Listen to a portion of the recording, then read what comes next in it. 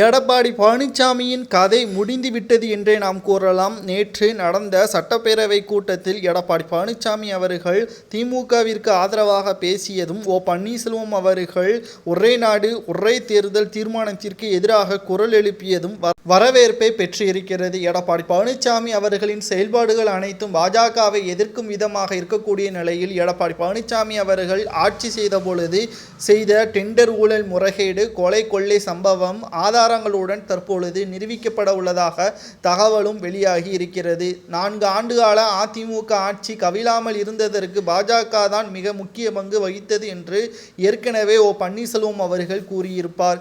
ஆனால் அந்த நன்றி கூட இல்லாமல் எடப்பாடி பழனிசாமி அவர்கள் சட்டப்பேரவையில் பாஜகவிற்கு எதிராகவே தீர்மானங்கள் நிறைவேற்றுவதற்கு திமுகவுடன் கூட்டணி வைத்துக் கொள்வது மிகப்பெரிய தவறு என்றும் இது புரட்சி தலைவி ஜெயலலிதா அவர்களுக்கு செய்த மிகப்பெரிய துரோகம் என்றும் தற்பொழுது பேசப்பட்டு வருகிறது. ஒட்டுமொத்தமாக எடப்பாடி பழனிசாமி அவர்கள் மட்டுமல்ல, அவரது ஆதரவாளர்களும் முன்னாள் அமைச்சர்களும் கூண்டோடு சிறைக்கு செல்வார்கள். இன்னும் 3 மாதங்களே நாடாளுமன்ற தேர்தல் இருக்கக்கூடிய நிலையில் கொடநாடு வழக்கிற்கான அனைத்து ஆதாரங்களையும் சிபிஐ துறையினர்கள் நீலகிரி மாவட்டத்தில் உள்ள நீதிமன்றத்தில் தற்பொழுது ஆதாரங்கள் அனைத்தையும் சமர்ப்பிக்கப்பட்டிருக்கிறது.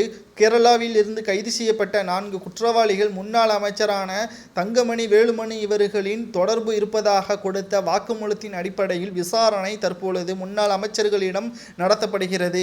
இவர்களிடம் இருந்து செந்தில் பாலாஜி அவர்களை போல் புழல் சிறையில் அடைக்கப்படுவதற்கும் வாய்ப்புகள் இருப்பதாகவும், அதே நிலையில் ஒருவேளை தங்கமணி வேலுமணி எடப்பாடி பழனிசாமி அவர்களின் பெயரை காட்டி கொடுத்தாலும் எடப்பாடி பழனிசாமியின் கதை முடிந்துவிடும் என்றும் கூறப்படுகிறது. அதற்கு பிறகு எதிர்க்கட்சி தலைவர் பதவியும் கிடையாது, பொதுச் செயலாளர் பதவியும் கிடையாது. ஏனென்றால் கொடநாடு சம்பவம் என்பது புரட்சி தலைவி ஜெயலலிதா அவர்கள் வாழ்ந்த இடமாக அதிமுகவின் தொண்டர்கள் அந்த இடத்தை கோவிலாக கருதக்கூடிய நிலையில் இவர்கள் அந்த இடத்திலேயே கொள்ளை செய்ததும் கொலை செய்ததும் மிகப்பெரிய ஒரு கோபத்தை அதிமுகவின் தொண்டர்களுக்கு மட்டுமல்லாமல் நீதிமன்றமும் 5 ஆண்டுகள் வரை சிறை தண்டனை வழங்கப்படும் என்றும் எதிர்பார்க்கப்படுகிறது. இதை பற்றி உங்களது கருத்துக்களை கமெண்ட் வாயிலாக கூறுங்கள்.